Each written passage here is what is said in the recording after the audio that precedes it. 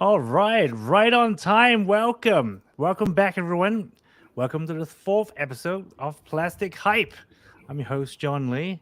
I call myself the weekend wargamer now because it's the only time we get to play. And with me, I've got a special guest, Bruce. And if you remember my earlier videos, for any returning viewers, the first ever Warhammer event that I went to, Bruce was my wonderful partner in the Warhammer's Double at Chatswood. It was great fun. Yeah, And 500-point game. today, yeah, that was fun. Yeah, and I'm so glad I met you there. So, what Bruce is joining us today is we can talk about starting a new Age of Sigma army and the thinking process behind it. Now, I think this is videos more aimed at beginners because if you already have six armies, what we tell you probably aren't going to help you too much. You might have a good laugh, which is also good Yeah. because having Oh, fun man. is a big part of the hobby. But because I've started a number of armies, but starting with Bruce first because he's our guest. So Bruce went deep into Skaven when he first started the game, less than a year ago. Correct, Bruce? Yep, correct. Yeah, Very less than a year deep into ago. Skaven. Yeah, started Skaven. I think at the time was probably one of the most difficult armies. So I read. It's got very old rules, and yeah, it's challenging to play, but you went in anyway with close to 10,000 points worth of Skaven. I think you're on 9,000, Yeah, close to 10 9,000 now. Yeah. on one army. Many ways to play Skaven. Yeah. Yeah, and since between the time you started and now you've got over 50 games right under your belt, Yeah. and these are long games when you talk about Age of Sigma, and you essentially play at least one a week. But anyway, so why this is a good time we thought to bring this up is Bruce is also starting a new army. So you're starting the Daughters of Cain, correct? Yeah, Daughters of Cain, correct. Yeah. Right. Um, hmm. You want to tell us about a little bit about your new project? oh, yeah. So, pretty much this new Daughters of Cain that I have, it centers around Morathi. And she's like the snake goddess for Daughters of Cain.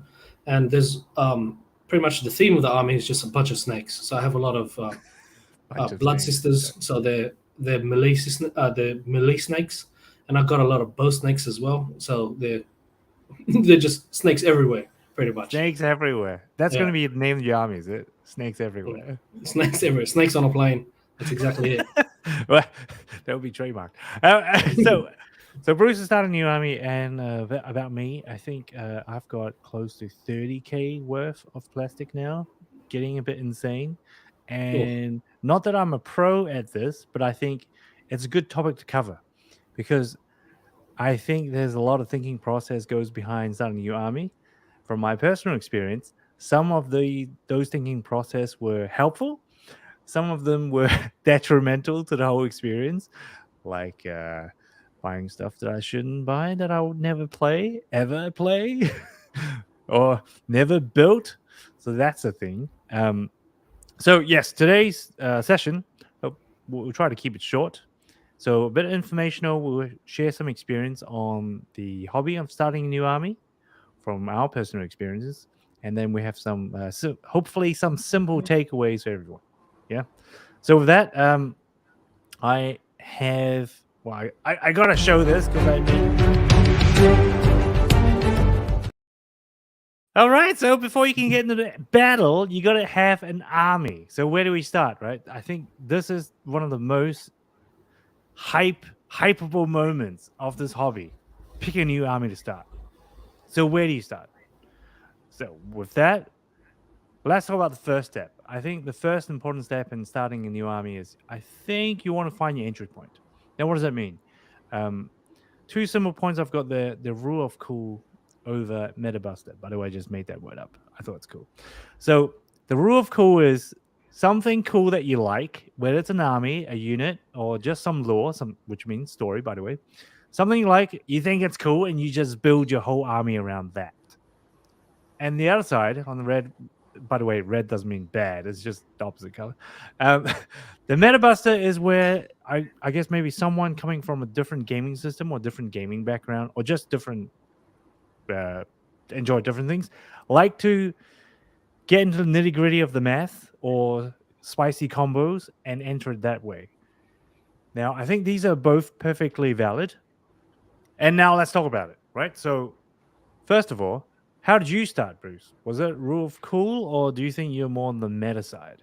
Like, what's your background? Um, so my background is like I had zero experience as a wargaming for wargaming in general. I started as um, like just a tabletop Dungeons and Dragons, so I had no idea to go in like what am I going to do.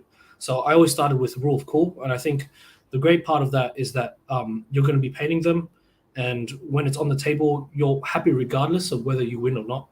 Hmm. So I really truly believe that rule of cool is the way to go. I agree because it's exactly how I got into it. I wanted dragons and I got dragons.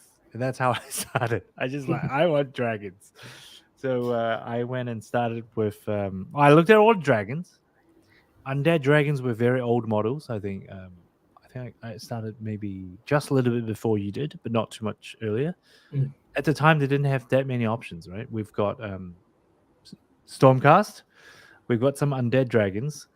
We got some other dragons. I don't know if Archeon's one counts as dragon. I don't think that's a dragon. Like they're very Ah, limited amount of yeah, version 3.0 dragons, right? yeah. I give you hot dragons. Stormcast is the way, so you're in the right spot. Yeah. Well, at least I I played was. Yeah. Yeah. Yeah. I played Um, Vermintide too, so I was like, I want rats or dwarfs, and I saw rats, and I was like, this is the place. This is the place I want to be. yeah. So many rats. Well, and there you were. So Hmm. now, for the people who's watching, let's go a little bit deeper. Why rule of cool is a thing, right? You've probably heard of this phase, or if you haven't yet, you will definitely hear about the rule of cool. Now, I think it's a very valid thing because rule of cool means you are collecting things that you like. So you like the look of it, or you like a special attack, or some story behind it, like background. We call it lore in this Age of Sigma world. Because you like that, every time when you play that character, or they do something that triggers that joyous emotion, you're gonna have a great time. Versus, Absolutely. if you went somewhere else where you go, oh, I read online that these units are top right now, so I'm gonna go 90% of these units, and then 2 months later, meta changes. I'm so sorry. Oh, the meta for the new gamers, like every 6 months. It used to be a bit longer, but currently every 6 months, um, games Games Workshop will release a new set of rules that changes the flavor of game by a little bit. But that little bit of change can mean heaven and earth in terms of benefit or uh, detriment to your army. So right now we are, I guess, on the hero focus. We've got Galatian champions, but Yeah. previously More we were heroes. on Galatian veterans, which is like infantry units and so forth. Hmm. So that's just the background of it. Now, what do you think about this? Like rule of cool, why is it a thing, and why would you recommend that way for new people starting a new army? I reckon it's because for the rule of cool, you'd rather be painting what you like. So it's if it's just stationary at home, like you look at it, it's great, and it's got like a personal connection to you. And the meta Mm, changes so much that you shouldn't be too worried about what's meta because, like as you said, right now we're in a 6 month phase, and the meta changes every 6 months.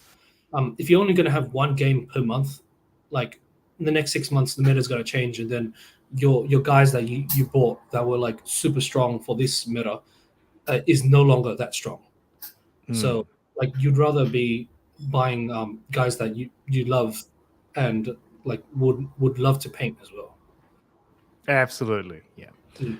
Now that we've talked about rule cool, I think it's also worth touching on the meta side, because that's not how I entered. I still think that's a fine way to enter the hobby because I mean I grew up playing Magic the Gathering, and it's all about meta, it's all about combos, highly efficiency driven, and that's the fun part of the game. I think that's still valid. So I mean, if you were a meta chaser or meta buster, I would say go and look at the wargaming stats if you're that type of player. There are stats out there in the internet. There are some people that covers this very well. Shout out to the Honest Wargamer. He does some good stats coverage, and also on the Warhammer community page, they do something called a meta watch, where they get all the stats of what's the most popular armies and their win rates. So you can kind of get a good feel of it, right? If it's under 40%, probably don't go for Yeah. those. Go for top 5 or 6 that you like, and then also have a look on the internet to see the combos. You found something you like, you look at that list and you go, well, you Google them. I see a lot of things on Reddit and even on Facebook groups as well. Just check those combos that you're thinking about that you might like, if you actually like them when you play it, right? So I think that's important to chase. Do the homework, yeah. But I think regardless whether you go with on the meta side or the rule of cool first as your entry point, eventually they will converge. Yeah. Um, Providing you stay on your path, they will converge. Now, I think this is relevant in bringing it up is because Games Workshop have a lot of shiny objects every week. I don't know your experience, but there's so much hype on the new model, new releases, new rules, new everything. So if you don't find your path to build an army, it's very easy to be distracted. Oh, they've just released new box. They have just released a new box set, or there was a promotional box set. Here we go again, right? Then you could be You get misguided dragged in the on loop. your path. Yeah. Yeah. And then you Like start another combo. when you hear sales, it's like, oh, I want this, I want this Nighthawk box, but I'm not playing Nighthawk, but maybe I should in the future. Man, that sounds so familiar. Yep.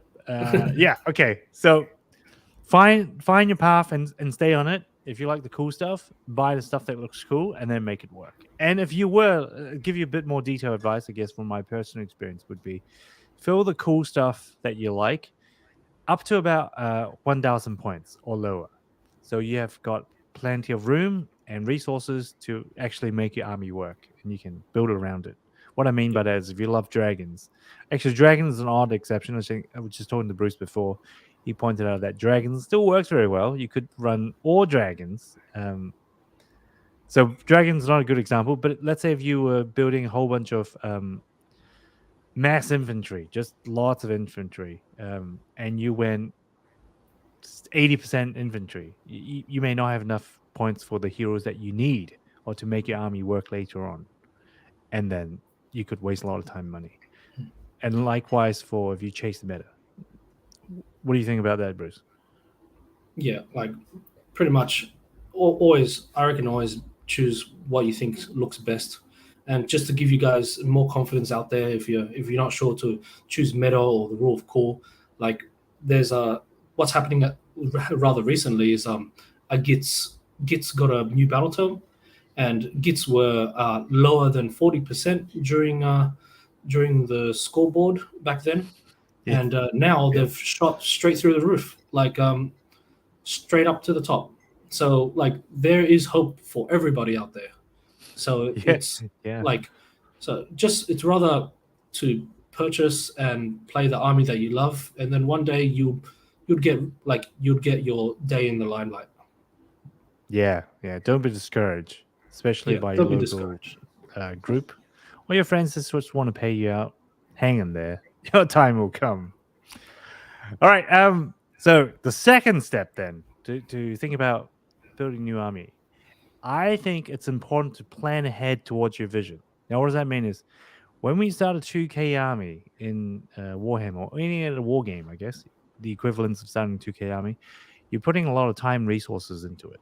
So you better plan it. Otherwise, I mean, you could still work, but you might end up spending a lot of extra time and effort that you don't intend to spend.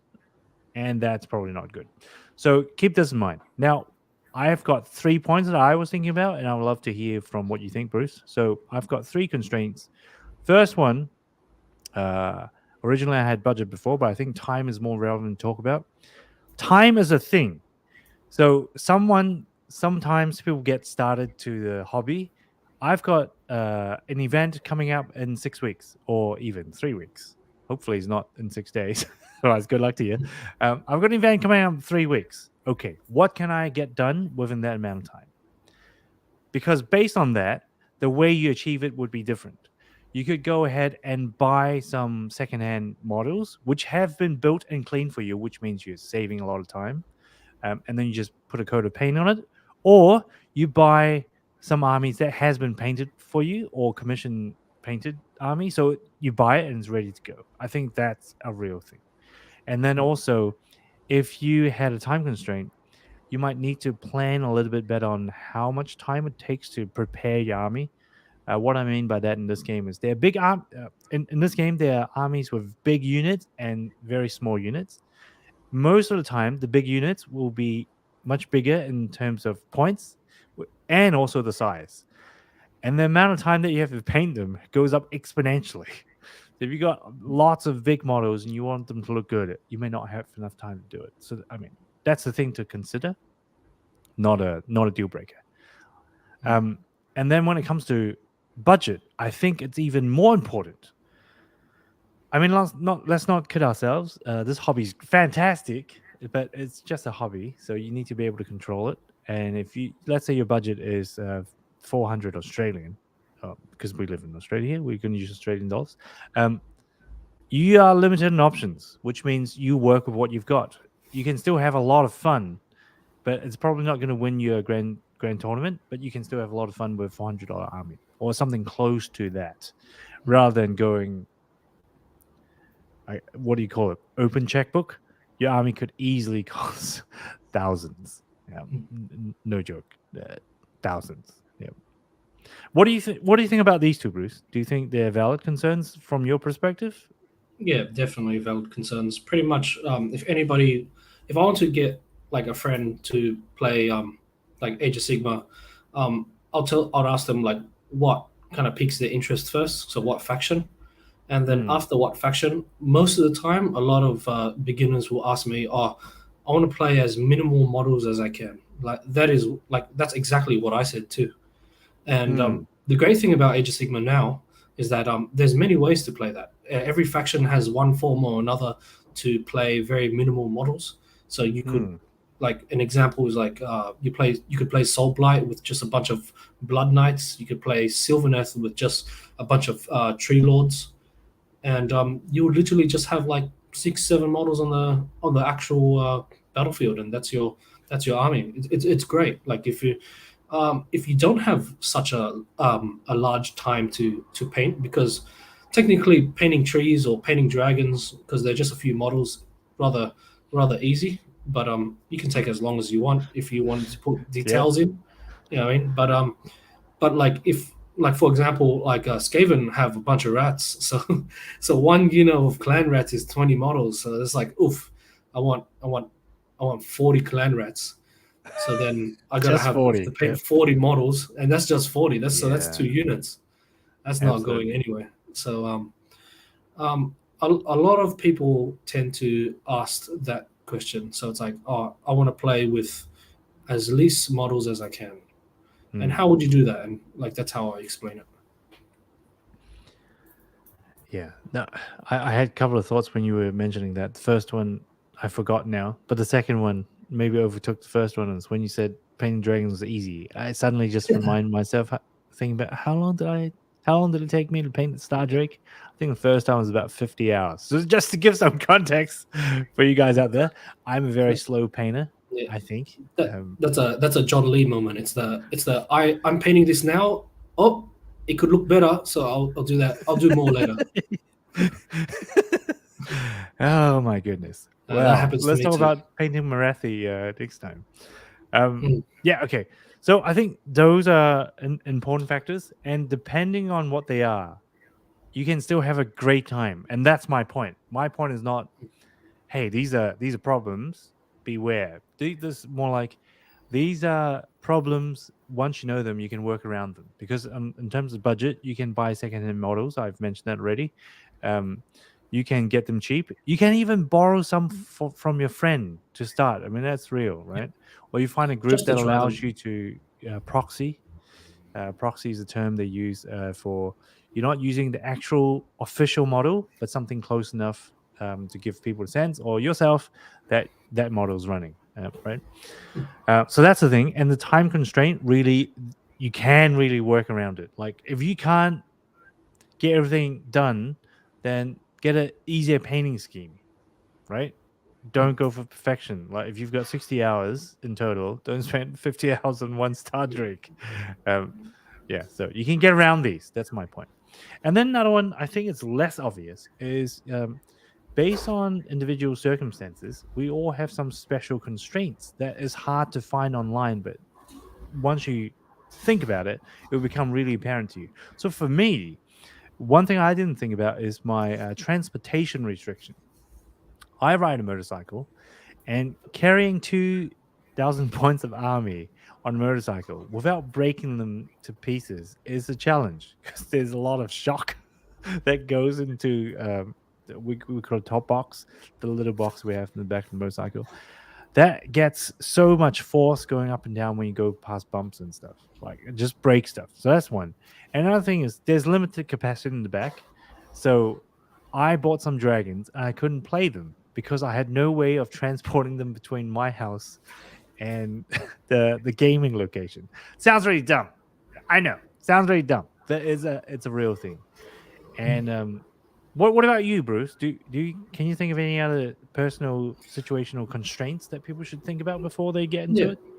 So pretty much, it's like a lot of people tend to like, oh, how do I carry these over? And I reckon one of the most simplest ways you can do is like you can get a metal box from Bunnings. That's like they'll probably put you for like $10, and then you magnetize everything. And if you have just a standard car or like a way to be able to transport it, like in a car, not a motorbike, you'll be able to just keep it in that metal box, and that's how you carry your army around. Sometimes people just carry it on a metal food plate, and like they'll bring the entire army on a metal food plate, and that's actually how they'll deploy. Um, that's actually very very minimal, and but what I just don't like about it is like how you'll store it later. That's why I just prefer in the box. Yeah, and I think storage is a thing people. Well, I haven't heard about it talked about a lot. Like for new Age of Sigma players, or I guess Age of Sigma is a special one. 40k mostly Marines, right? They have some bigger units like tanks, but they're not very vertical unless you go Tau. Okay, I don't know what I'm talking about when it's 40k, so I'm going to stop myself. But getting back to Age of Sigma is depending on how much storage space you've got, it can really be a constraint because let's say you're starting Daughters of Cain, right? Yeah, And you're going snakes, which means you're going to have Marathi. Marathi is huge. yeah. Marathi is Compared to the rest of rather the big. snakes. Yeah, Compared to the rest of the snakes, it's huge. Yeah. So you're looking at like close to 5 inches high, and the wingspan is quite big as well. So you're going to be able to store that. Otherwise, you're going to be in a bit of a pickle. And likewise for pretty much, I think most armies, there's at least a couple of centerpieces that are super important, and they're huge. Yeah. So you don't have a way of storing them. It's not a problem. Go with smaller units, right? Until you've got a solution to deal with it, then move on to the bigger unit later. Because I don't think in Age of Sigma, at least what I know of yet, if you don't get one huge model, usually a god tier model, as in there's literally gods in Age of Sigma. So what is a god tier is like Alara the Everqueen, you know, huge, really tall, or Marathi, yeah, they're really tall. They worth a lot of points. God tier in both in name and rank and costs and storage space. They're really great. If you don't have them, I think the army's still viable. What do you think, Bruce? Yeah, definitely. I think like a really nice model that I would like to eventually have, but it's so hard to carry around is Archeon, the Everchosen. Oh, yeah, I was going to talk about that. He's a beautiful model. He's like 800 points or so, and he's such a nasty piece to assemble, and to store. Yeah, I guess you could put it on a shelf, like the shelves I have behind me. Like they're high enough, but it's the way to carry him that is very tough, because he's on like a tail. It's like, and that's the only thing that's actually keeping him up. Like probably you put some props behind him, like a really big proxy rock and kind of glue it together to give him more support. But very viable to play very minimal model armies. Yeah. Everqueen and Archeon, those are like really good examples. So for people who don't know Archeon, you can Google this. So Archeon is a character. Archeon the Ever Chosen, I think is his full name. I don't know if I'm spelling He's his the name one right. that ended the world, ended the end times, blew up old fantasy. That's how powerful he is. And the model that he's on, for the people who don't know it, is 12 inches high. So, or tall. So even if you have a shell, it has to be 12 inches. And these are hard plastic we're talking about. So you can't, like, or maybe just bend them a bit. Don't do that. It's going to fall apart. So that's what Bruce is referring to. All right. Okay. So let's have a look at the next point. I think now that by this time, right, you've planned your army a little bit. You have got your starting point to build your army. The next thing is you've got some models.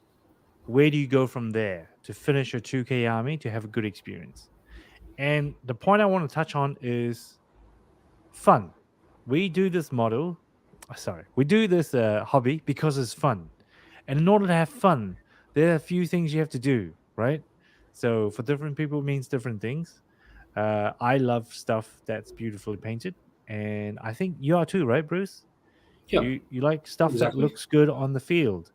I And love stuff that looks good, but also hmm, like, but after it's on the field, it's a play style. So that is a very big point. Yeah. hmm. So for me, before I get to an event, I love all my stuff painted. It has to be painted. If I don't paint it, I don't feel like I'm playing Age of Sigmar. Like for me, it's the thing. For my friends, it's probably weird. I just play with a friend who doesn't paint any of his models. I think that's, ugh, but I have to paint mine, right? So that because that's fun for me. Now, if you turn it the other way, then for other people, it might be I don't need to paint it at all. I just want to move stuff around the board and I want to tell a story. Like, oh, now I'm calling the power of the gods and I bring thunder down onto the Skaven warrior and it blows them to pieces. You can narrate all that stuff and that can be cool too. So no judgment there. It's something different for everybody. But I think the common thread here though is it has to be fun, and to get that point, you have to know the rules. That's what I call the fundamentals. Now, an example of that is I don't think anyone can have fun playing a war game, right? There's not dice, there's not Yahtzee, right? This is a war game. In order to have fun, you need to know the rules, because otherwise, when something unexpected that happens, but it's really in the core rules, it's going to ruin your night. Like for example, one dumb example is when I first started the game, I read the rules. The rule book is thick, by the way. It's really thick. They're smaller versions, but the core rule book was huge. I don't know what to read. I couldn't work out the difference between a armor save and a ward save, and it took me a long time to get that concept. Dumb, right? Yeah, yeah. Laugh at me in my personal experience. But because I didn't know what the ward rule was, I couldn't have a good time with my units, because my units, someone I was playing with before on Draster, only has a very small health pool. But then she's got a ward save for 4+. But because I didn't know what the ward save was, clearly she didn't play as intended, the way she was designed. I mean, that's one very dumb example, really newbie example. But there are many. Like, what is the rule when you pile in? What is the rule when you can redeploy? How do you shoot in people's faces? What's the line of sight? A lot of things do require a bit of study before you can really enjoy it. Because even if the other player don't want to have these gotcha moments. You make the wrong move. I'm gonna table you now. Ha ha. I don't think that really happens. But if you really make some wrong moves, even if they feel bad for you, I don't think there's too much they can do. Like if you mess up really bad, you just messed up. But then that could be the game. I think for beginners, pretty much the best advice I would say is like learn your army to its full potential, without needing to always double check everything. If you are at most confident in your play style and your play of what your units can do, then because you know yourself so well, you move and play appropriately. Mm.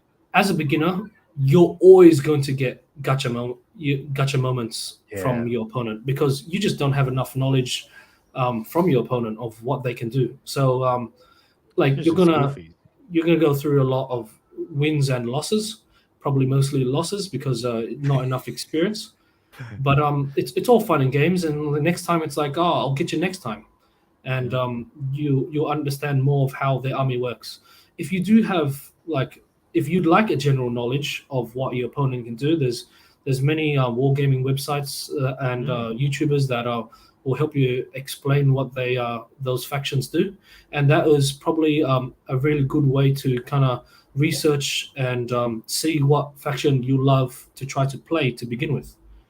So Planning your next army. Yes, yeah, that's right. planning your next army exactly. So like probably the best thing that you can do for yourself is that know what your units can do at certain phases and don't think too hard into it. It's like always know that in the hero phase this is what you need to cast, and then when in the movement phase the best thing that you can probably have is movement trays. Yep, that's true. Mm. Well, you've taken some words out of my mouth. I do want to ask you about that later, but very good points. Now, I think I remember when I started, like there were websites people suggested. I think it was like AoS reminders or something like that. The websites that reminds you what to do. For me, that didn't do it for me. What I found the most helpful way to start a new army, because I've now done this a few times, is to focus on a couple of really fun things that you love about your army. And what mean by that is kind of like the 80-20 rule. If you focus on the couple of fun mechanics that you really enjoy about your army, even if you miss the other stuff, you're going to have 80% of a good time. I think, anyway, from my personal experience. So let me give you an example. So when I use Star Drake is this big Stormcast dragon. I think I've done a couple of better reports on that guy. Um, he's just got a really fun ability. After he piles in, which is a phase, he gets to eat stuff. He gets to eat 3 units, and that is just so satisfying. So for me, if he gets in a battle and he dies quickly, and I forget about all his other buffs, if I got to eat some models, I have a good time. Mm. Okay, that's a bit maybe not the best example, but that worked for me. And then I can build on from there. Oh, next time I got to remember he also has a buff, a 12-inch buff, or what's a buff in terms of casting or debuff for other enemies. But that's the Yeah. thing. Um, and I could name one of this for each of my armies, even within the same faction in Stormcast or different army. Like another example, if I'm playing the bow snakes, I only run 10, by the way. I know people run some people run Yeah, 15. I run 15. Yeah, Just purchased yeah, another two. yep.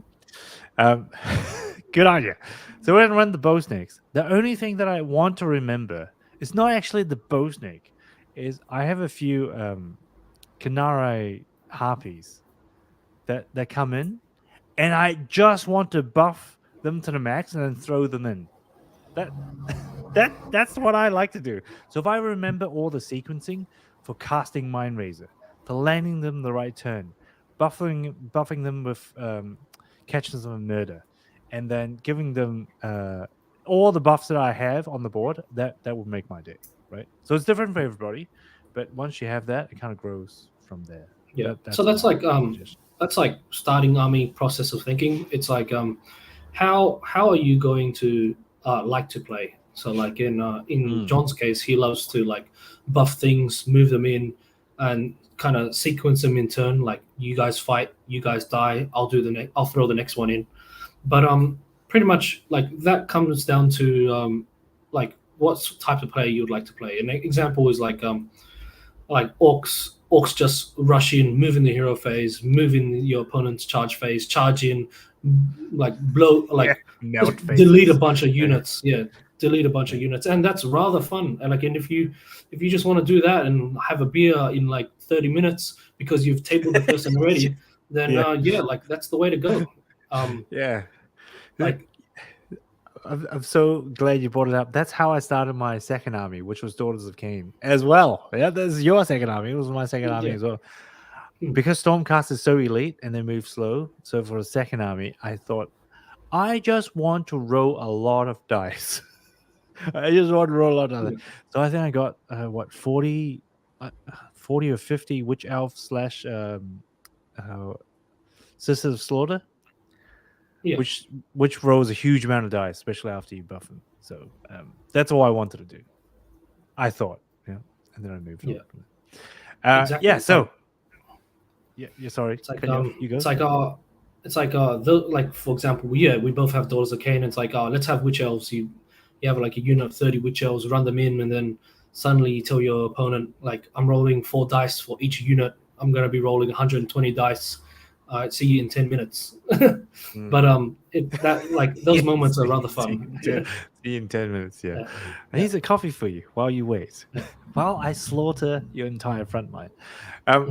So the key message, I think, for step 3 is focus on what's fun for you.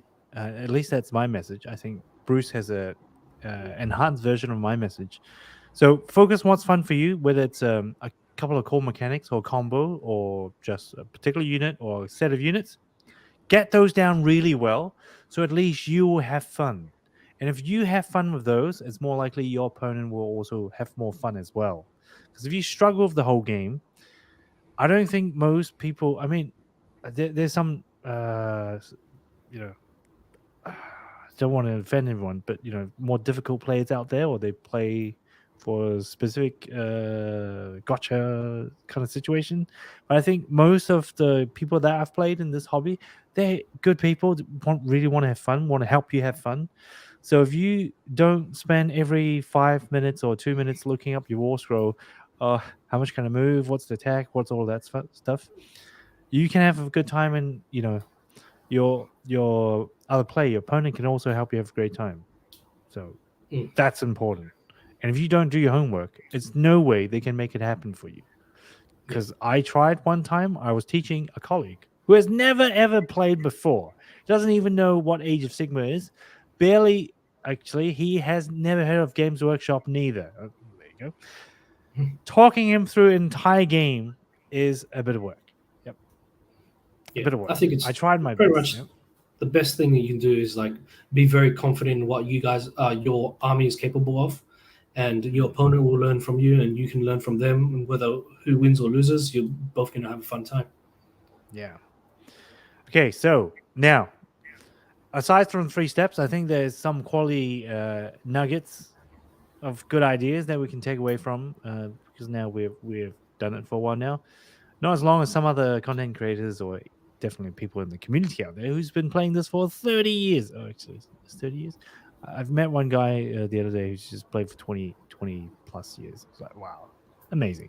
So now, sharing our personal experience, I'm going to ask you a couple of questions and tell me what you think, Bruce. So the first one is, if you were to introduce Age of Sigma to a friend or a colleague and give them advice on how to start playing a 2K army, what would you like to teach them? What are some key things you want them to know? First off, I'd like to know what faction they'll choose. So like it's up to them what faction: Stormcast, Soul Blight. Maybe they love zombies, maybe they love orcs, and whatever faction they choose, and then how many models they want to play. Do they want to play a horde army or an elite army? And that's probably the most important question: horde or elite? Horde or elite? Okay, yeah. Because I guess then that ties into my second follow-up question, which is, do you have any shopping list advice for new players starting a new army? Shopping list advice, I reckon, when you start a new army, you don't, like, if you're a brand new player and you don't have the budget to like collectively think of a 2,000 point army, start with 1,000, then 2,000, and I reckon when it comes to painting, don't fret too much. There's a lot of painting tutorials out there. Shout out to Honest Wargamer and his Slap Chop army. But that is a brilliant way to start to paint. It is such a brilliant way. Okay, I don't want to digress, but I was just listening to Honest Wargamer the other day. He was saying that he was so he felt I think it was a bit sarcastic. They put a sarcasm in it, but he was saying, "Oh, it's so sad when people just known me for my painting. I don't want to be associated for that." Mm. That was a great video, though. Great video. Yeah. Yeah, I agree. I think when you start, you don't need to start to 2K straight away. You can go with 1K, 1.5K. I think most people wouldn't have problem finding 1.5K match, right? Mm. Not at a tournament level, but if you have a friendly game and you say, "Hey, I only got 1.5K, do you mind, Bruce?" Like, probably, Yeah. So it's yeah. it's fine. But the game is balanced at 2,000, so that's a standard that you'd love to try to play. Hmm. Um, but yeah, like when it comes to painting, like I wish I knew how to slap chop beforehand when I started. Yeah. What a name, eh? I heard like it was there was like a method created by Army Painter ages ago, but it just never gone viral. Like the Mm. way they build up the tone. Anyway, this is not a video about painting because we can talk about this for hours. As you can tell, we've spent a lot of time painting our models. Yep, a lot of Yes. time.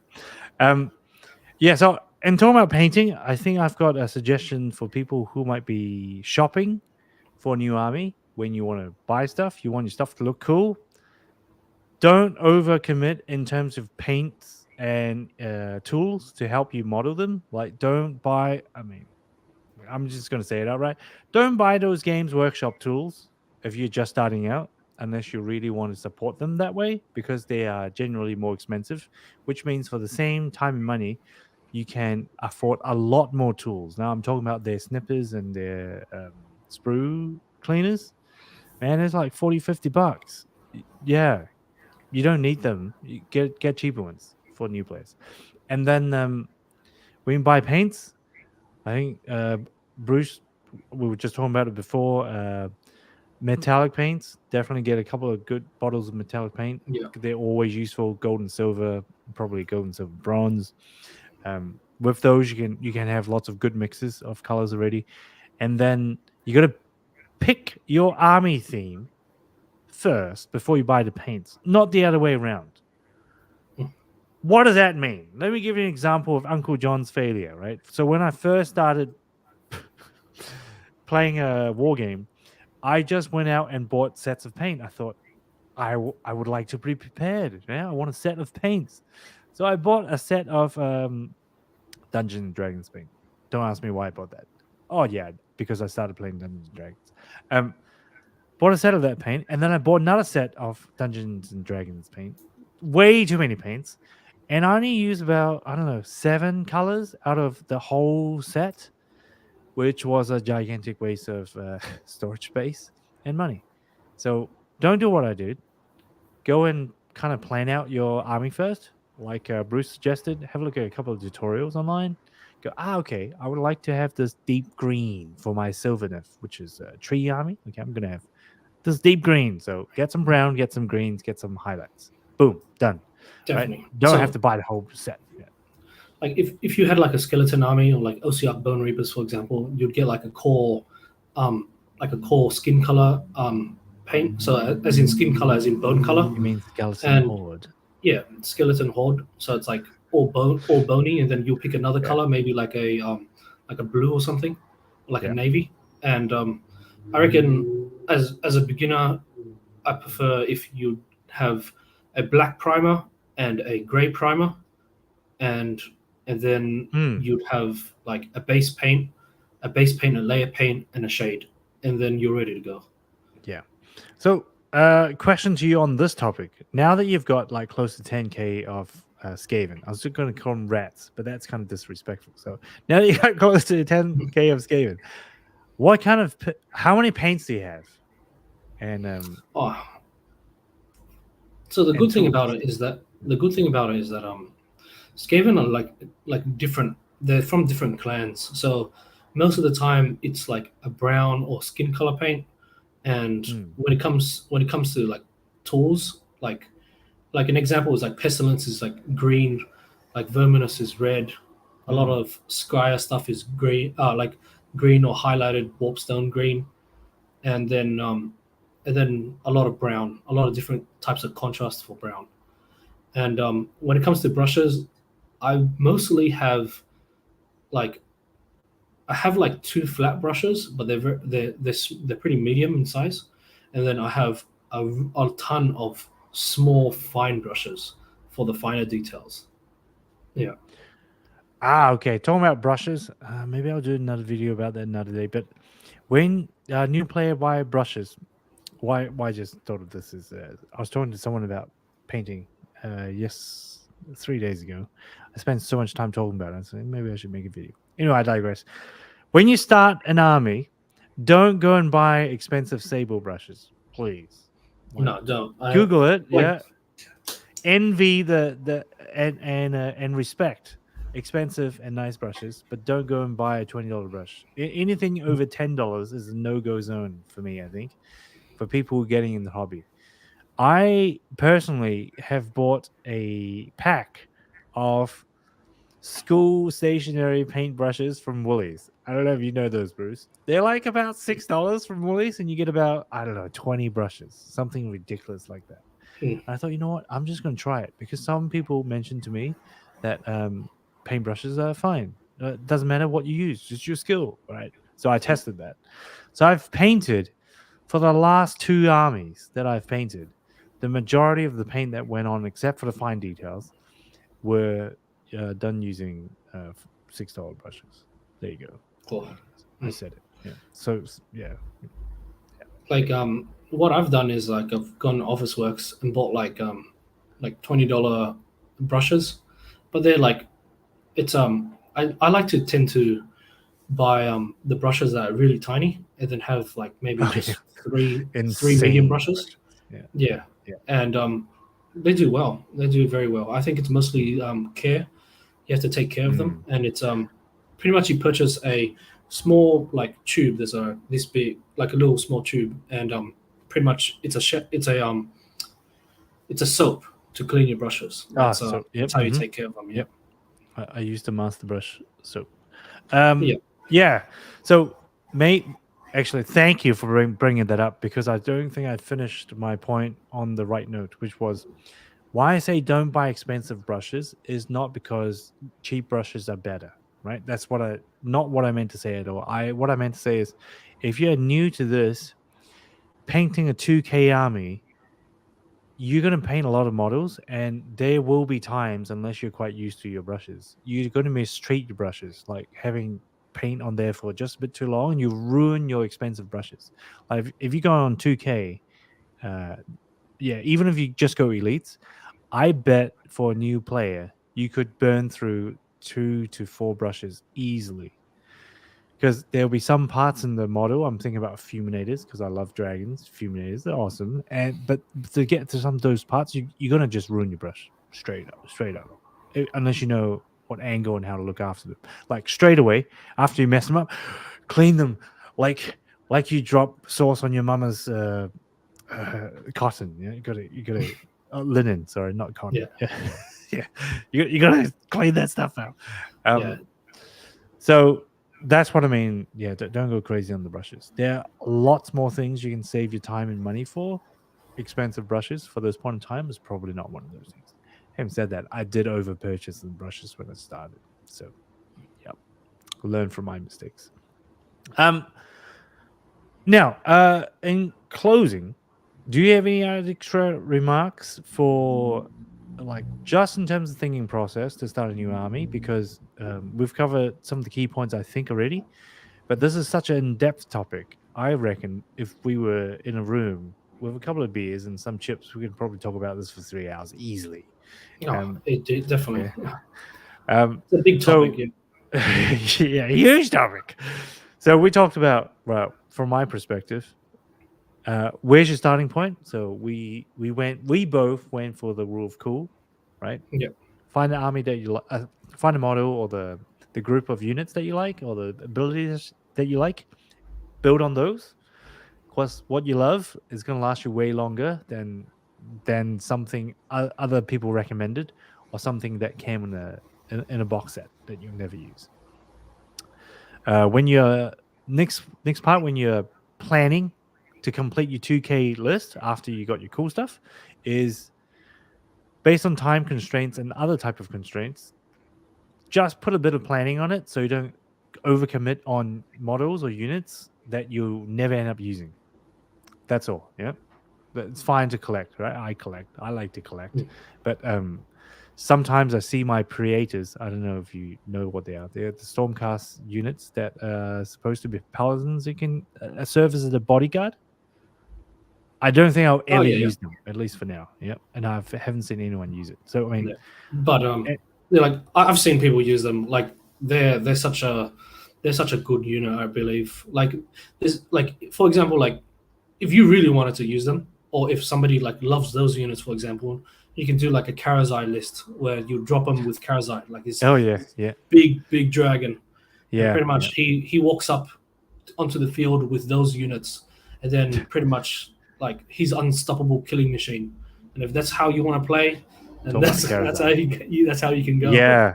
Yeah, Yeah. So good point. So what I think is useless to me is very useful to other people. So it's very important that you plan out your list well so you don't overcommit on models that you'll never have. Like when I first bought into the creators, I thought about that combo. It's just not me, so I never end up using it. So if you plan ahead, you don't have that problem. And similarly for my dragons, I gave the example before. I had Storm Drakes, which are very cool. They look awesome. I love the new models, but they are so hard to travel with on a motorcycle. I end up never using them. So don't follow the same mistakes that we've done there. And then after you've got majority of your army, you're getting ready to get on the table. We said step 3, focus on the fun stuff and learn the basics, right? Learn the fundamentals. And the fun stuff for you, whatever that is, doesn't matter. Get good at that, then you're gonna have fun, right? If you just go in blind, you're not gonna have fun. And what we mean by that is if you have a specific ability that triggers in a specific phase, at least you know that description back to front really well. So yeah, you get into combat phase, you get into charging phase, it's charging phase yeah. now. Excuse me.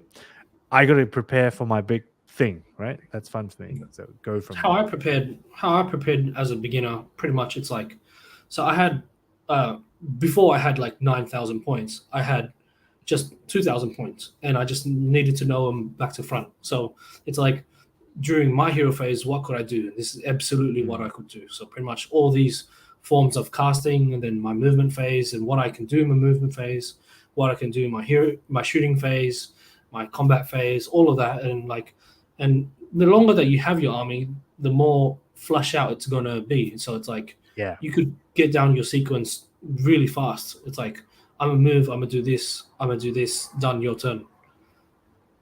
Yeah. Too true. So it's Yep. yeah. So like a lot of people tend to put down notes and have these sheets of notes ready as a beginner, and I reckon like that's a good advice to start off with as well. Actually, good point.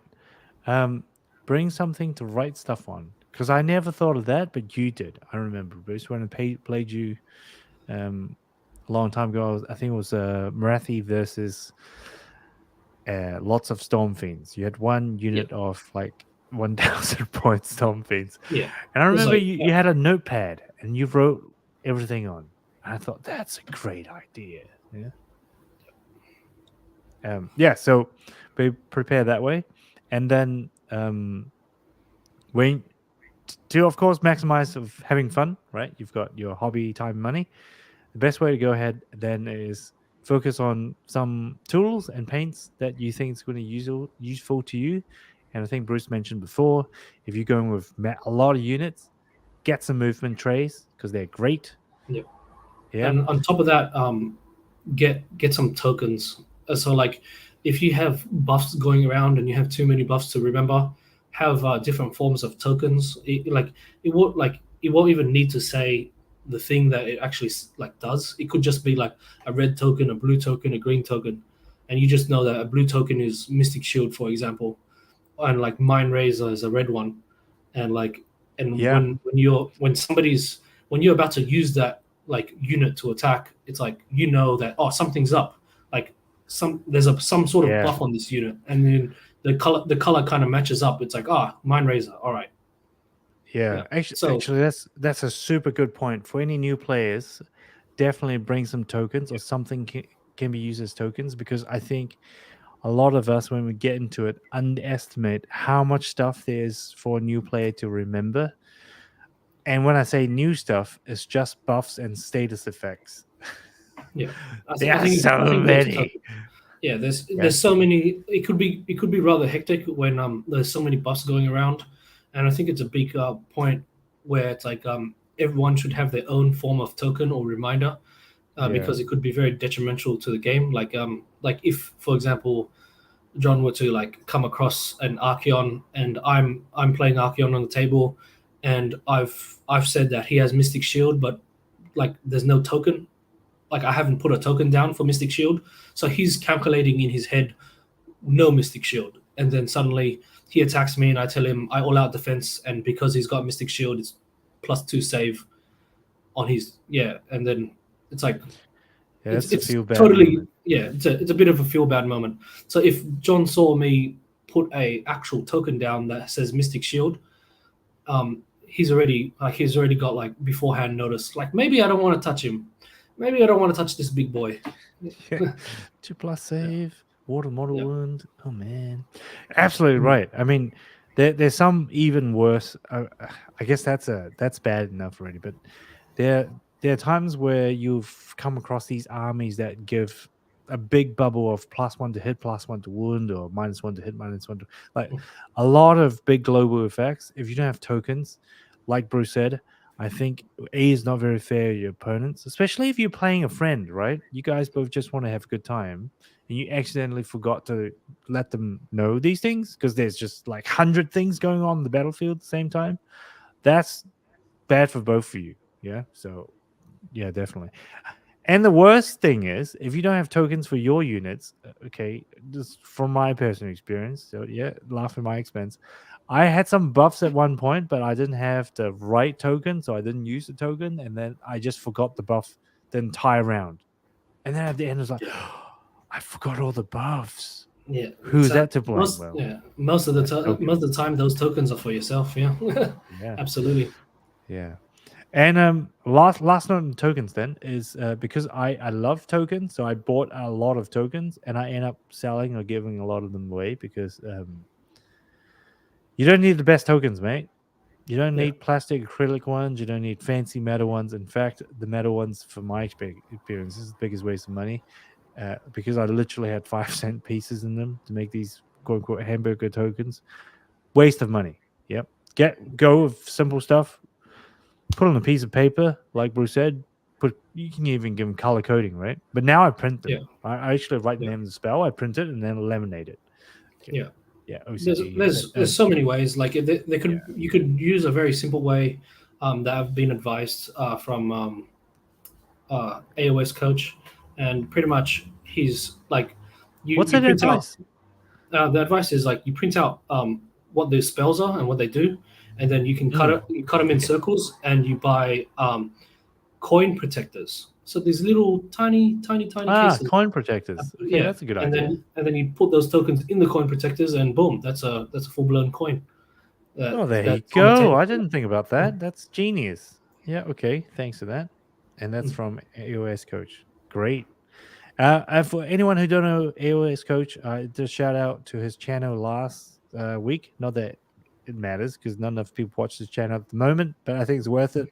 I'm a I'm a subscriber to his channel because I think he breaks down war scrolls and information of the game very well.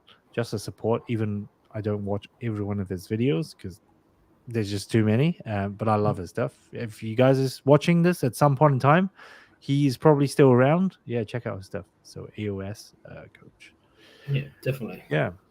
And wow, I can't believe it's been an hour already. I thought it initially it was going to be 30 minutes, but here we are. I hope some of this was useful to some of you guys. And if you do, it'll be great if you can leave us a comment or hit the like button or subscribe. That's the only way for you to support our channel.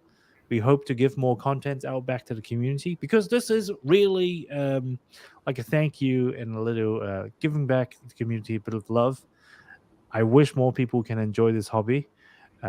It's really good de-stressor, and it's a great time to have fun with your friends and actually make new friends. If I wasn't for this hobby, I wouldn't have known you, Bruce. So Yep. there you go. So thank you for watching. Tune in Yeah. again next week. Next episode of Plastic Hype is going to be another roundup, bi-monthly roundup. And I hope to see you there. Yeah. Thanks Thanks, for having me. Bruce. See you again. Yeah, let's talk about your Skaven army next time. Yeah, because you must be one of the top in Australia now. It resets every year, but I think I'm rather good with Skaven. Rather happy in the spot that I am. Right, and you've won your last few games with Skaven, right? Like just cleave them out. Yeah, correct. It's a bit tough in the meta right now, but it's all fun and games still win. in the end. Yeah, it's just a lot of games, a lot of repetition. That's how I would give advice to. When I first started, I lost nearly every game, and then eventually just understood how my army played. Well, let's have that conversation next time. And maybe we'll talk about Daughters Kane next time as well, since you're starting the advanced video for advanced video. So I guess one last thing for the people who are interested in this kind of content, what we will do is continue to do AoS type of videos. There will be some tutor type of videos coming out later. Maybe less so on the painting, because I did the painting video that didn't seem to get much reception, as well as this type of video. I think this is a great hobby. A lot of information out there. I guess it's just different voices for different takes. So I hope this can help somebody. And leave me and Bruce a message. Love to hear from you. And thank you for watching. We'll see you next time. Thanks, Bruce. Yeah. Goodbye.